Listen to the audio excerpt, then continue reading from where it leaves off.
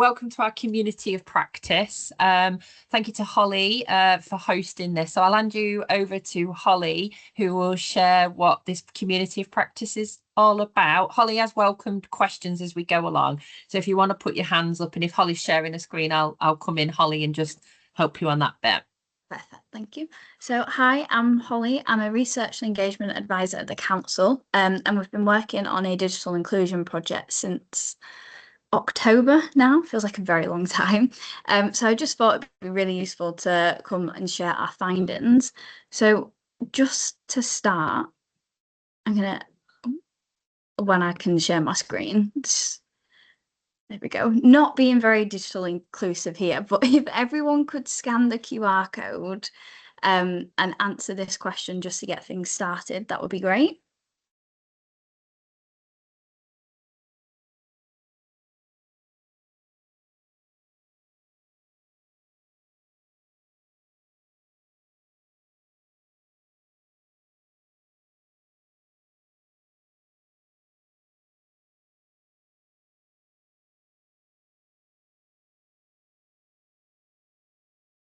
That would be great, Holly, apart from I'm in the Muni and it's got no connection.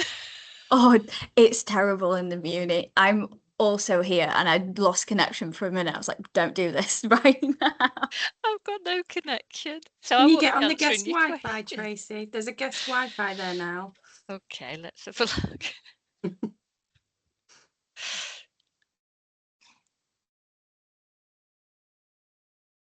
I mean, to be fair, there isn't that many of us, so we could verbally share answers if people preferred that. Yeah, I can't get on the Wi-Fi either. That's fine. We can do it that way.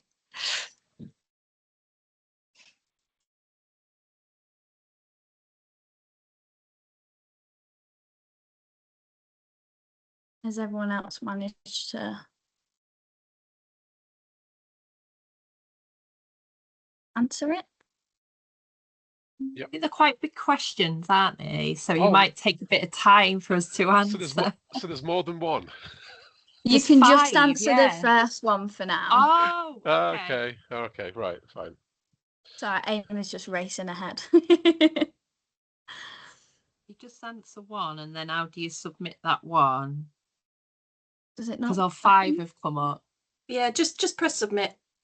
They're not mandatory, so it'll let you submit it, and then there's a little link that says submit again, and that'll take you back to the form for the next one. All right. There we go. We're all learning. We didn't know that it did that, did we, Holly? Until with that word cloud thing, until we were messing about with forms on Friday. Yeah. So everyone has said digital services and tools, which is interesting. So let me just start and then screen.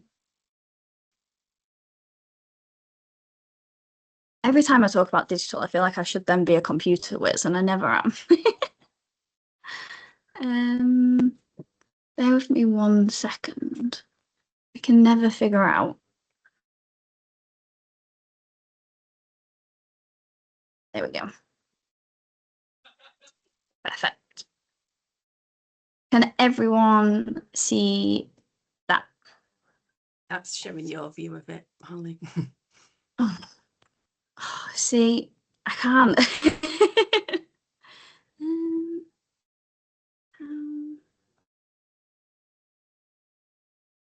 I did do a practice of this and it worked, and it's not going to do it now, is it?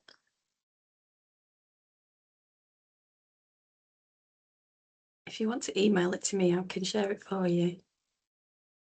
I might have to. Is that all right, Amy? Sorry, guys.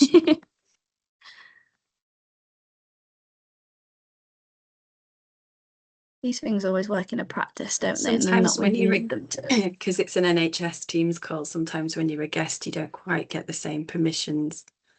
Ah, that might be why. Right, I've emailed you.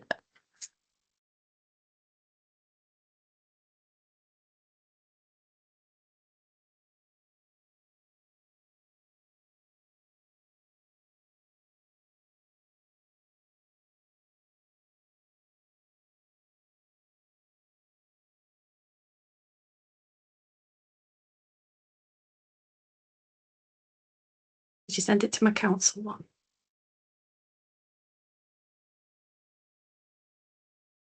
I did. Feel like we're really kind of expressing digital exclusion just by doing I this, was because just the gonna problems say between that. NHS and council for Yeah. teams is an absolute nightmare. So we've just demonstrated it perfectly there. Yeah. Well done, Holly. It's okay, this was all planned. Yeah. Got to agree that Sophie, sometimes, because I obviously work a lot with Holly and Chris and public health, I just wish the documents I could get in and post them and share them in a better way. Like that would be a game. And I even thought, like, could we have dummy email addresses just to get round it or something? But it would be so much more better, like for It would be easier, documents. wouldn't it? Oh, so much better. Have you got it, Amy? Yeah. It's now, I tried to present live and it said there was an error and now it won't stop. Yeah, guys.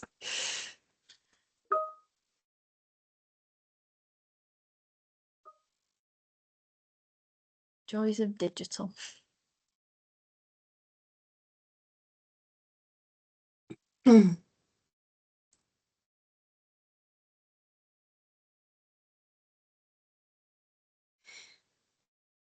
Has that worked? There we There go. we go. Yeah.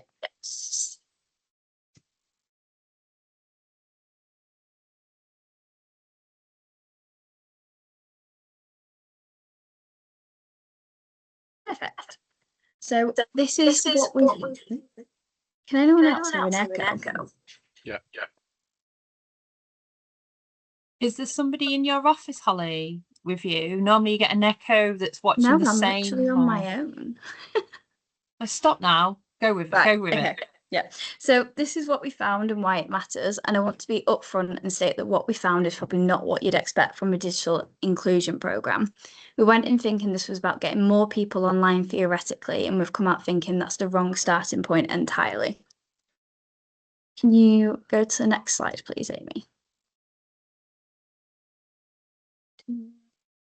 I have, but if you're looking at your version of it, obviously that won't move. Yeah, thank you.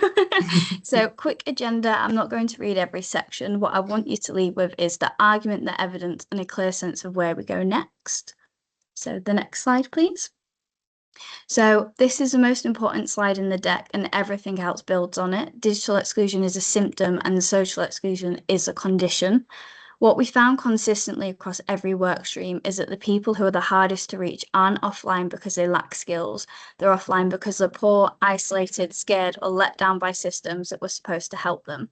If we design a digital inclusion program that starts with how do we get people online, we're treating the symptom and the condition stays untouched. So the reframe is this: digital tools are a means, not the end. We use them where they help and we don't force them where they don't. Okay, so next slide. So how did we get here? We ran 6 work streams across the discovery phase. We looked at national and local data to understand the scale, 22 user stories from internal staff capturing real resident experiences and gaps. And we did a community session, including a detailed piece of work with DSIT and Waltham, a full stakeholder and initiative map, and a digital support survey at a ward level. That's a significant body of evidence, which I feel grounded the direction we aim to proceed in. Okay, next slide, please. So from this, we identified 5 user segments, which are older people, low-income households, people seeking work, young people not in education or employment, and disabled people. What's important here isn't just the list, it's that these groups overlap significantly. Someone can be older, lower income, and disabled at the same time. These barriers compound each other in ways we don't see, and crucially, none of these groups are excluded because they're incapable, they're excluded because of their circumstances. Next slide, please, Amy. So this isn't just a digital issue, it's a public health issue. Digital exclusion leads to missed appointments, reduced access to prevention, difficulty accessing financial support, increased stress and isolation. Digital access has become a gateway to health, not just a convenience. Next slide, please. So when we zoom in, literacy and language are major barriers. This affects ESOL communities, people with low literacy, families unfamiliar with systems. The issue isn't motivation, it's complex language, confusing processes, lack of information, which is leading to missupport and poorer outcomes. Next slide, please. So many services are built on the assumption that people understand processes and can complete them independently. In reality, people don't know where to start. Processes are misunderstood or abandoned, which is leading to delays in support, increased stress, widening inequalities. In short, the system itself is creating barriers for individuals. Next slide, please. So one of the most surprising findings was this. Many digital services aren't fully digital. People often need a printer, a phone call, or to travel to a certain place to hand in a form. These steps are invisible to designers but critical for users, and when people can't complete them, they get stuck and access to support is delayed or lost. One of the most surprising findings from our work is that many so-called digital services aren't actually digital end-to-end. So for example, when parents are trying to do an EHCP document, it's online, but then they have to print it, take it to the school, get the school to sign it, and then scan it in. So what seems to be digital actually involves a lot of hassle with the printer, which a lot of parents don't have access to. Next slide, please, Amy. So when we went deeper, we found 7 social exclusion barriers underpinned everything: fear and low confidence, the poverty premium, structural and systemic failure, which is services that don't work for people, social isolation, intersecting inequalities, a design and representation gap, and place-based advantage. Where you live is determining the help that exists for people. Next slide, please. So from our 22 user stories, we pulled 6 recurring themes. Hidden offline dependencies was the one that surprised us most. Services that look digital but still need a printer. And service assumes independence, the assumption that everyone has someone at home to help them. Many don't, and we don't know the frequency of that help, even if it does exist. It's not something we can confidently quantify. Next slide, please. So this brings us to where all this lands. We've defined 7 design territories, areas where we know intervention is needed. 6 came directly from the insights and user story analysis, and the 7th, the system itself is a barrier, emerged from the initiative audit where we found dead links, decommissioned services still being signposted to. These are not the solutions, they are the problems we're committing to solve. And the next phase is co-designing the solutions with the people who live with them and the organizations that engage with them. Next slide, please. So everything we found out maps clearly onto the MAMA 8 principles. This isn't a bolt-on, it's intrinsic to the programme. Digital exclusion is a health equity issue, it's a poverty issue and a fairness issue. The table shows how each of our 7 areas connects to specific principles, and this is the framework that will underpin every decision we make moving forward. Next slide, please. So here is an example of an insight statement and how might we that we'll be doing in the workshops moving forward. So throughout the presentation, we know that digital access is not universal and that people in our area don't have devices of reliable data. And we know that when services go digital only, those residents get left further behind. So the question becomes, how might we ensure that people who lack devices, data or physical access can still fully participate in services without requiring them to go digital first? And for services that assume independence, the insight statement is digital services are designed as if everyone can complete them independently. As you know already, that support is invisible and could disappear at any point, and people are falling through the gaps. So how might we design services that acknowledge that people rely on others and build support formally rather than leaving it to chance? Next slide, please. So what does this mean in practice? So first, we need to start with people, not platforms. Design around real lives and circumstances, not digital channels. Secondly, we need to realise that digital first cannot mean digital only. There must be genuine alternatives for people who can't access online routes. We need to build support into the system and don't assume that people can do things alone. And fourth, this is a health inequalities issue. Digital barriers are now directly affecting access to care and outcomes. And finally, we need to simply and better coordinate services because complexity itself is creating exclusion. This is not an IT issue, it's about how we design services so people can actually access them. Next slide, please. So what now? First, we close this define phase. That means circulating this presentation, aligning internally and making sure everyone is working from the same picture. Second, we planned a co-design session with external stakeholder, community members, partners and frontline workers, structured around the 7 insight statements, and then we move into develop, generating interventions that start with lived experience, not with technology. Next slide, please, Amy. And then I'll leave you with this. The goal is not a population that can use the internet. The goal is a population with the resources, trust and capability to live well. Digital is how we get there, not where we are going. Does anyone have any questions? Felt really weird not being able to see everyone. I was like, you could have all just vanished. So I think you've got something in the chat there from Darren, if Darren wants to come in there, Holly. Yeah, thanks, Amy. That was, I think in the 20 years or 25 years now, God, that's a long time. I've been inside the health sector. That's the first time it's sort of focused around the social experience, not just purely aligned it to digital. So that was quite refreshing, actually, just looking at some of that. Some of the other things that I've experienced as well, which is the kind of the point I was trying to articulate in the chat there, is that projects often get stopped because of the perceived digital inequalities, to say, well, we shouldn't really run with this because we're excluding certain people. And it's always frustrated me that, because actually, if you can benefit 90% of your population through a program, you just need to be aware of the 10% and consider them, and possibly consider them in another way. But it shouldn't stop you from, you know, moving forward with the 90%. And I've seen in the past where we have, so that was quite interesting, and I really enjoyed the bit at the end where he said it's digital first, not digital only, or internet first, not internet only, I think you said. Yeah. And again, it's that same message, isn't it, that we shouldn't stop work through fear of people being excluded. We should possibly have programs of work running in parallel to look at how we can assist those, you know, those 5%, 10%, whatever they are, because otherwise we're just going to stifle innovation. So that was so refreshing to see, Holly. Thank you ever so much for that. Very welcome. I'm glad. Has anyone else got any other questions or anything they want to add? You've got one from Kat, Holly. Yep.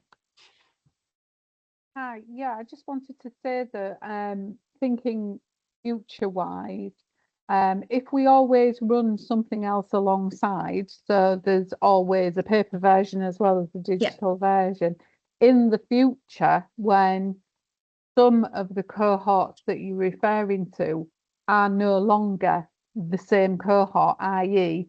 people that are in the 20s and 30s now will be your 50 and 60-year-olds who will have been brought up on digital, and fingers crossed we'll be able to keep up, that there won't be as many barriers.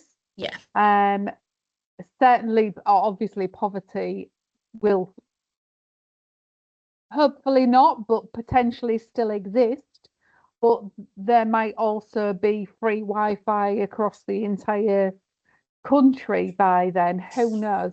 That, you know, maybe that's something we should aspire to, that on every street corner there is free Wi-Fi. But I do think that some of the barriers that exist now won't exist in the future. So taking Darren's point, we shouldn't stop innovating as a result of that, because, you know, my parents are no longer with us, and they would have been mortified by it. One day I won't be here, but I'm sat on a Teams call. So, you know, people will catch up, I think, ultimately. Yeah, definitely. It's just making sure in that in between that we're not excluding those that aren't quite there yet. Yeah. Amy T. Yeah, I was just going to say, because I was part of the work as well, that I think that's why what we're trying to do is really emphasize about how the design stage is so important, and really understanding what the different challenges that different groups have. And those groups will change over time, like you say, won't they, Kat? And it might be that new groups appear that we hadn't sort of had to consider currently. So that's why it's really, you know, co-production, isn't it? It's about yes, it might take a little bit longer, but ultimately you're going to achieve so much more by designing services that people can access. And it's not just, well, one of the slides says it's not a them problem, it's an us problem. We don't just say, well, people are not engaging with our services because they don't have a device or connectivity or the skills. Let's take a look at ourselves and what have we done to make that more difficult for people. It's yeah, just something that we all need to focus on, really, I think, because like language, you know, we all know how complicated it can be to understand the language that's used within the health and care system. So really considering that. Thank you. One of the things we was actually speaking about it a little bit this morning. How are we going to get around or encourage trust in digital apps? So one of the biggest things that we've found through obviously the community plan work, Holly, and you're part of that, is people distrust. Yeah. And like we were saying that, like, they'll log on, say they've broken the leg in A&E, like tag themselves in it. That means they're being followed by everything, but they won't trust the government app. How has that research looked into trust and how people, because you could have free Wi-Fi, you could have the best tech given to everybody for free, you could have the best connectivity, the best designed app with the best language, but if the trust isn't there, that will not matter, will it? So how has that been approached in this? So we have done some focus on trust, and it is genuinely as simple as just showing them that the app is okay and safe. And if you sit there and go, I've got it on my phone and I do this, then they'll be like, okay, I'll try it.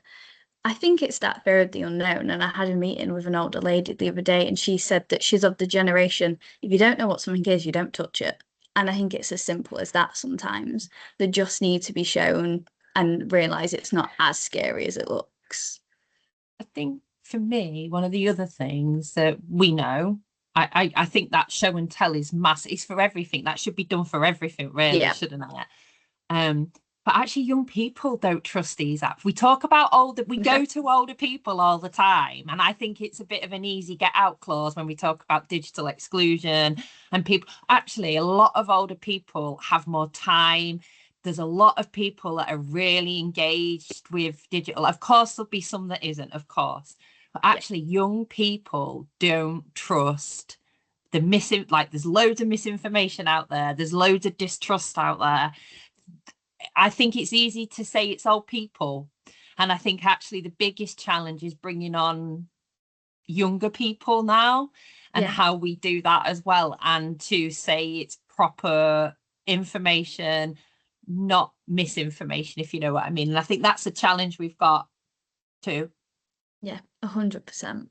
Can I just say on that I had a meeting when we were looking at setting up Scribe, and our Kerry and Mel said to me that there is quite a lot of mistrust with some vulnerable teenagers who have been bitten by the photograph things, you know, people sharing things, they're not realizing what they were sharing, and now they've become ultra sensitive to it all. And Kerry had said to me, you know, they might not want you to switch on a Scribe when you're doing consultation, because in their head this is not secure. I am talking about my health to you, and gosh, none of it's secure, and they've become ultra paranoid about the whole digital system, which is a massive shame, and something that, you know, that our health visitors and school nurses need to be aware of, to be able to then get across, like you say, show me it's safe, give me the guidance of how safe it is. Definitely. It's a tricky one though, because obviously there's the element of people that don't trust it, but then there's a lot of vulnerable elderly people that can't get on banking apps that are then trusting, say, neighbours to move all the money around for them. And it's that really like, it's just that fine line, isn't it, where you've got to get the right amount of trust. Yeah. Amy? I think relationships are a big part of it, aren't they? In terms of trust, but I think also how we communicate and not making decisions for people based on assumptions. And I think we do that, like you just said, Tracy, people have said to you, but some young people won't like this. And that may be true, but let's give them all the opportunity to understand it and to make a decision. And I'm wondering whether Chelsea might share a little bit around what she's found in Focus, because they've been doing a AI note-taking pilot, Tracy, so very similar to Accurate Scribe.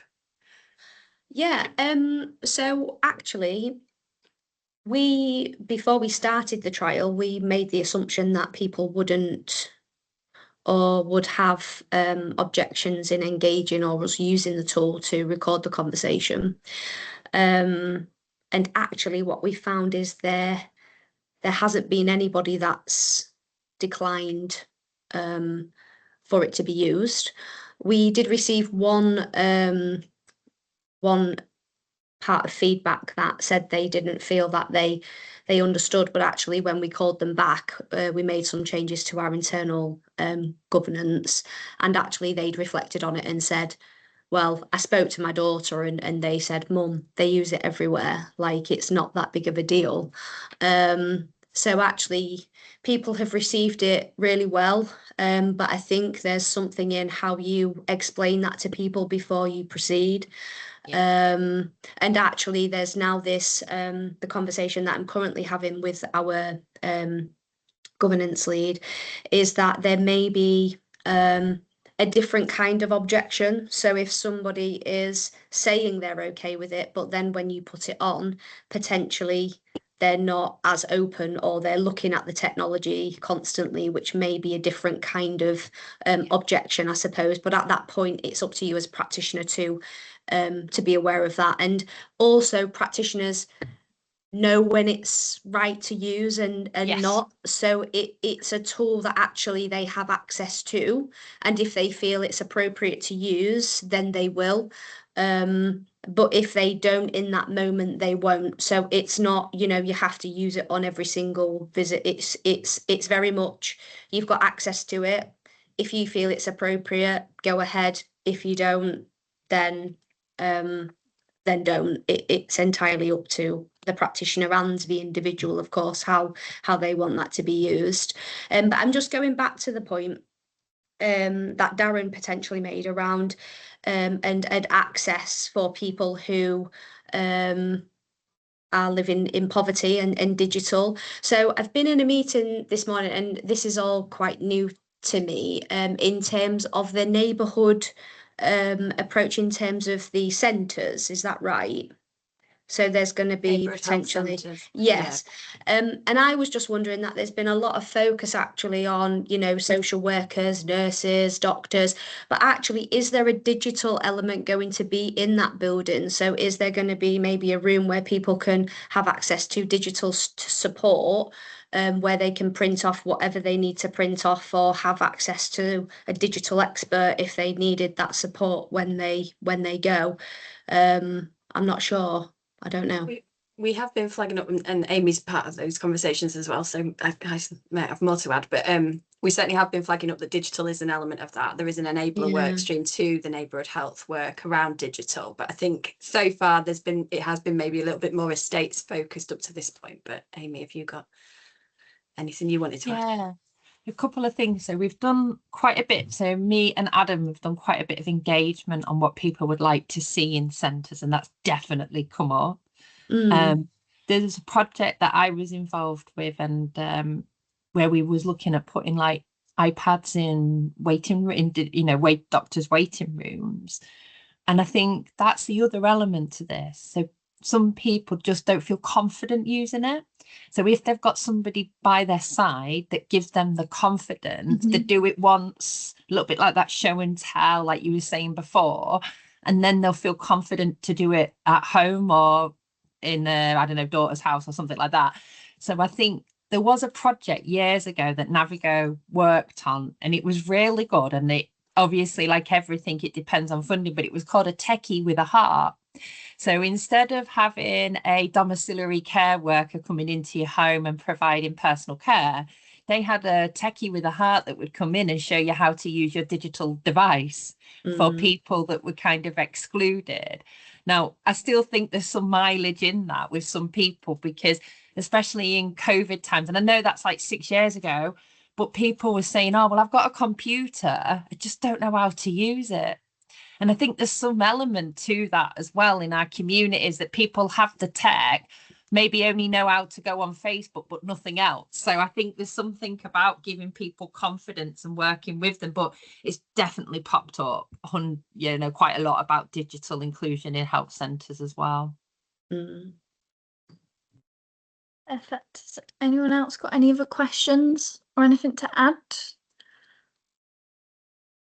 Yeah, I just put a comment in the chat actually. Libraries, Friendship at Home and CPO used to offer that service where they supported. A lot of banks are doing it now as well, a sort of free digital service. So if there are more organisations that are trusted like that, offering support, an outreach worker, someone to come and offer support, then we're going to close some of these gaps without actually doing anything in the first instance, because everybody's trying. It's a problem not just for health, it's a problem for every organisation that wants to work online, even down to the likes of Marks and Spencers and anyone, you know, Amazon, anybody that wants to increase their community online has these same barriers. So it's not just an us problem. Yeah, definitely. Yeah, Darren. Yeah, I think for me, sometimes the sort of general conversation helps in some areas but hinders in others. And I think as you'd expect in IT, I always deal with the detail. And I guess one of the things for me is when we're talking about digital inclusion or exclusion, which systems are we talking about that are on our radar that are the big concerns? So are we saying that the GP wants to be able to do an online consultation, but he can only do it to 30% of the population because 70% haven't got the technology to do it? You know, is that what we're talking about? Or are we talking about mental health services need to interact with their people? We're talking about the local authority need to interact with residents about bin collections, or do you know what I mean? What is the detail behind some of this conversation? Because I think digital inclusion and exclusion has been a conversation for the past probably 10 years that I can remember. We was having these meetings before COVID. We was having them as a Humber region, and it's really important, I think, that sometimes we sort of catalogue what these systems are that in particular that we're really concerned about, that we need to address the digital inequalities, to say, you know, we really want to push forward as a neighbourhood with this, but we think we're going to have a problem based on this. You know, I think if we just look at things generally, where can we focus our attention? Where are our priorities? What are the pain points? Where are there, you know, where's there significant financial implications for us as a wider system? You know, because somebody not being able to fill out an application for a job might have, you know, social implications and everything else, but that's a bit different to say maybe not being able to have an online GP consultation. The financial implications behind the scenes on the system are significantly different. So I just wondered if we're picking that up as a piece of work to sort of catalogue what those, because if we find 100 things and try to tackle 100 things, we know what will happen. We've seen it in the past. You'll end up with nothing really getting achieved, but we try to make progress on 100 things. Whereas if you identify like the 5 core priorities for North East Lincolnshire that have either the biggest social impact or the biggest patient experience impact or the biggest financial impact for the system. You know, whatever those determining factors are, I think it'd be really useful to try and pull that information together. Yeah, definitely. So that's sort of the point we're at now. So I've been doing workshops with users, and then we're getting to the point where we're doing them with stakeholders to really identify the main priorities we need to work on and where like the biggest impact is. Because yeah, like you say, we can't fix everything, can we? It'd be good if we could, but yes, Sophie. Yeah, it was just a general observation, really, when you think about it, and based on the earlier conversations around, you know, outreach and being able to support people using apps and stuff. And I just thought to myself, you know, no one's ever taught how to use Facebook or other social apps, are they? And yet the amount of activity that goes on with those apps, not always in a positive light either, I must say. But I just think it would, I know there's something around, you know, children, how they use those apps moving forward. But I do think there's a gap, isn't there, between us falling over ourselves to make sure that we get everything right, and then you've got the whole social media realm of just people just going on it and transferring information willy-nilly. So it was just a thought as we were talking about that, really. It just hadn't given it a thought before, but it's, you know, it's absolutely right in that we do as much as we can to support patients and residents, but equally how do you just can't work against the whole waves of social media happening at the same time. It's a very interesting point. I've never really thought about that. People just sort of figure that out for themselves, don't they? And it's never an issue. Because it's easy and they want to. So it's about design, isn't it? Yeah. Yeah, 100%. Yeah, Louise?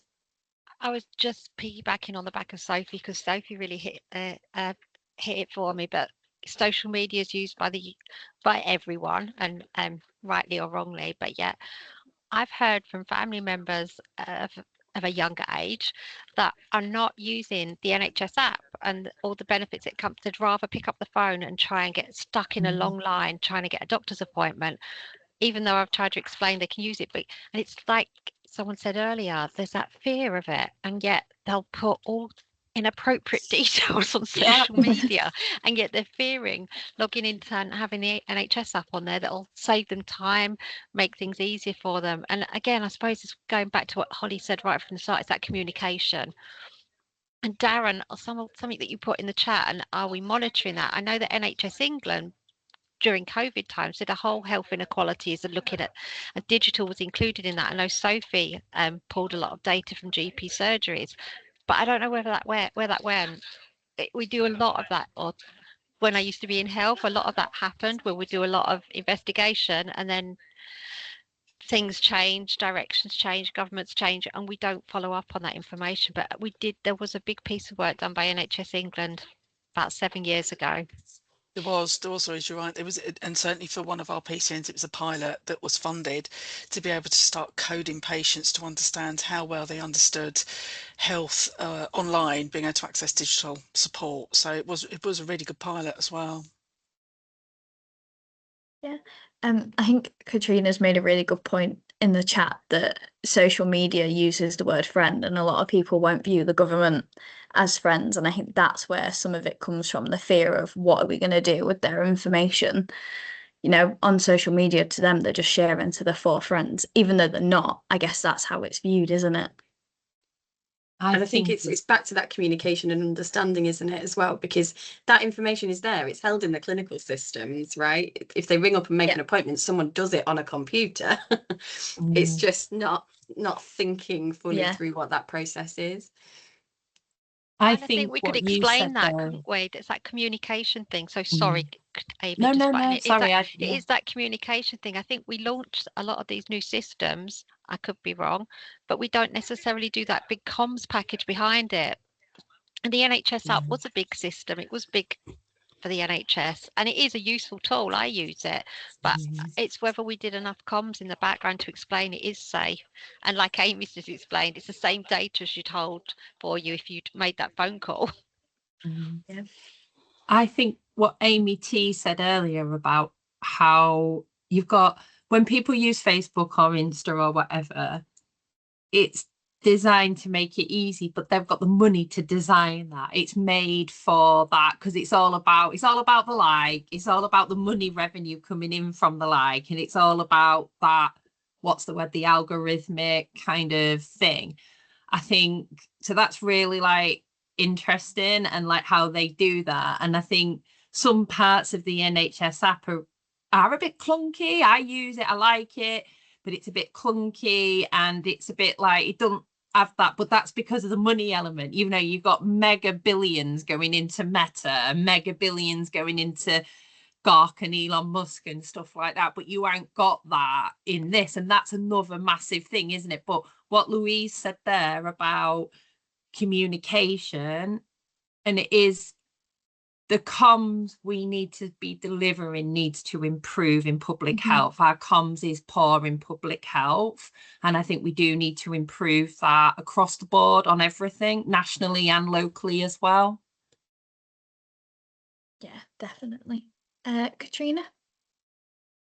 Unfortunately, when the NHS app started to diversify a little bit and give us access to doctors' appointments and things like that, a lot of the GPs didn't get on board at the beginning.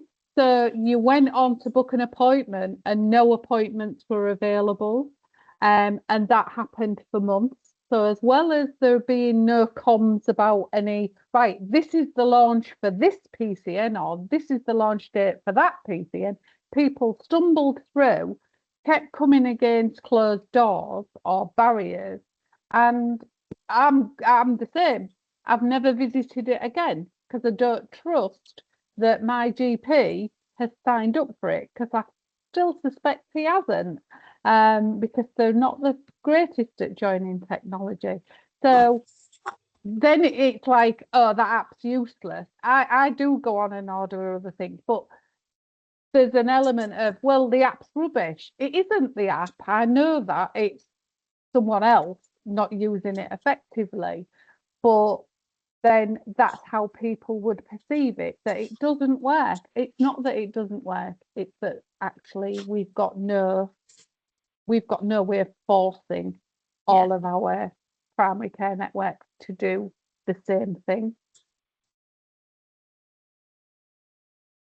Mike?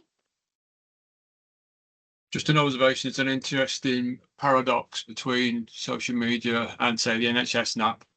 In relation to the privacy settings, in the NHS app, it's pretty clear. It's pretty simplistic. It's a yay or nay in a lot of ways. Facebook, an example, there are at least 9 levels, depending on what you want, what you don't want, so on and so forth. So it's an interesting, like I say, paradox really, in terms of what is explained and what's explained. I couldn't talk, as an example. I banned my father from Facebook, not for any particular reason. He's other than he doesn't understand the like system. So if a family member puts something on, whether he agrees with it or not, and we've got a very, very mixed family in terms of opinion, he will like it because it's a family member, and then the algorithm picks that up, and he's getting all sorts, and he hasn't got a clue. So he had about 8 accounts because he forgot the logons as well. So there was all that sort of stuff. So so yeah. But that in terms of the app, the NHS app, for the likes of me, who's as well as working full time as a carer, and I sort the medication out for other people, is actually a game changer in that sense. But again, I'm nerdy, so that kind of fits with me. Tracy will back that up. I haven't been in the office with me now. But that's fine for me. But if you're not, there's an awful lot that needs to sort out. And interestingly, as a carer and doing other people's, you still have to take a piece of paper to the GP surgery in order for you to get access. You still have to have a signature on it, and it has to be taken in. So it's there's still sort of bits and bobs. Ask me how short now. Yeah, Amy? I'm just going to come in with one thing that Mike just said there about his dad. And I think it's such a relevant point. As much as we want people to be online and to use this, there is a lot of perils on there. And algorithmic likes and everything is fascinating. So I went to a brilliant seminar a couple of weeks ago where there was this brilliant doctor talking about the digital determinants of health, and I've just put it in the chat. And basically she's saying that public health now is so far behind understanding what digital determinants can actually happen online. So in the context of violence, because it was about prevention of violence, we've reduced the numbers of violence because we can control that. But what we've then done is shifted it online. So as organizations, we can get the data to see if someone's been on Facebook for an hour or Instagram or whatever, but we don't know what they're looking at. And actually, when people get into that algorithmic, so if Mike's dad likes something, then something else comes up. That is a massive now. How I've been helping my brother out with a divorce. My algorithm thinks I'm getting divorced, and it's just hilarious. It's just hilarious. And I'm like, I'm not getting a divorce. You can give me all these advice if you want, but it's not for me. And then the other day I was looking at something to buy for the kitchen. So I just think there is that thing just to be aware of the digital determinants of health, and we are lacking behind in that conversation, and how that impacts on vulnerability of people, how that impacts on people being coerced to left or right situations in life. You know what I mean? So I just thought I'd put that in there. I think it's a brilliant website. I think, well, Amy doesn't like the design. I know Amy doesn't like the design of it, but just to make you think in that way as well, because I think we are behind in that. Public health nationally is behind in that. So it's just something to think of, really. It's really interesting stuff, and data donation and all sorts. It's really fascinating. Does sound really interesting. So just quickly before we go, you can either say this out loud or in the chat box, whatever's easiest. What do you think would make the biggest difference to the people you support? So you've got a magic wand, money isn't an issue. Just what's one thing you would put in place?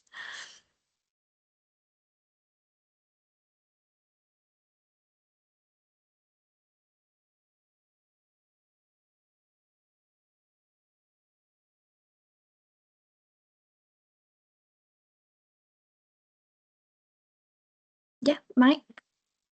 I'm going to be really contentious now, but if money's no objective and there's nothing, I'd get rid of the lot and we'd go back to the old days when we talked to each other. I mean, do it that way. So if we had meetings, we'd all be in the same room. We'd throw things at each other or whatever it may well be. Some of us have been around. I'm going to name people now. Have been around for a while. So Kat, you and I have been in actual meetings and been, all those sorts of things. And same with Sophie, and we've had meetings and so on. And kind of like, yeah, if I had, it's never going to happen. But that would be my ideal. Yep, Tracy. So what I would say, I've got very little knowledge of all of this, so it's all really interesting. But what I would say from listening to NHS England Children's Digital Health Services,